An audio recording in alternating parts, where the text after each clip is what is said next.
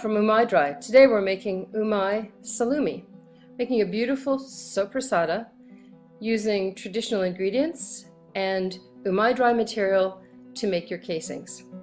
Now when you make dry cured sausage, it's important and flavor Umai Dry to make 10 chubs of sausage, and you'll get water or water that has tap water that has been boiled and brought back to room temperature so that you can nurture the culture. Now you're going to start with a big piece of pork shoulder and cut it into about 1 to 2 inch pieces, making sure that the meat is thoroughly chilled before you cut it and chilled again before you grind it. Now the reason for keeping the meat chilled is so that when you go to grind the material, you get good particle definition.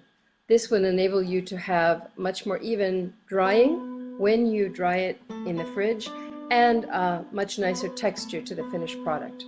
You're going to grind the meat, the chilled meat, through a plate, and then you're going to mix together the Insecure number 2 with all of the spices. We recommend using a food mill to get them all into a very fine powder so that they distribute well through the meat.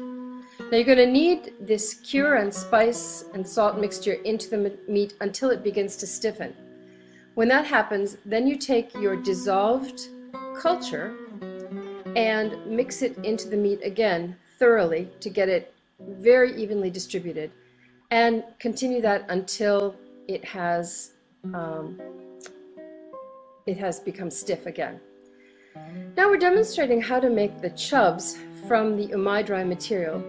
We're showing how you can make 2 casings out of 1 piece of Umai Dry by making 2 parallel seals with a space down the middle so that you can slice between them.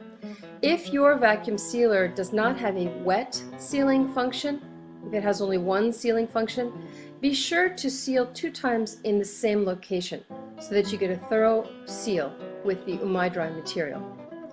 Now once you've made your casings and you cut them apart, and it is, by the way, possible to make 3 casings if you like a much narrower product. You can make 3 casings out of each piece of Umai Dry.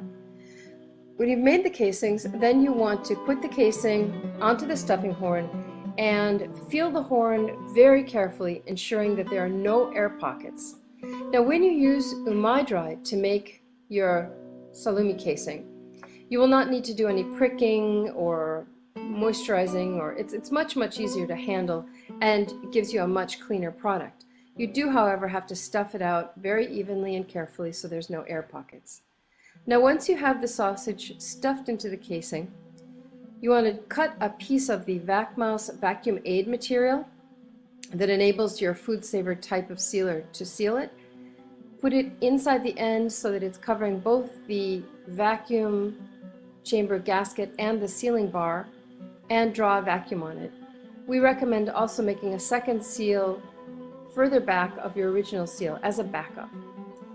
Now once these are done, you're going to tie the ends and hang them in an environment that's 65 to 70 degrees, as we said earlier, for about 72 hours for the culture to do its work and create the best possible starting for your product. Once that fermenting period has finished, you put them in the fridge on an open wire rack and leave them for 3 to 6 weeks. We took this out after 4 weeks, and as you can see, the Umai Dry material peels off beautifully and you have a really wonderful, clean salumi product. As you can see here, the back-to-firm culture has also enabled us to get a nice even color, and the flavor is as you would expect of a traditional Sopressata. So thank you very much for joining us today and making Umai Salame.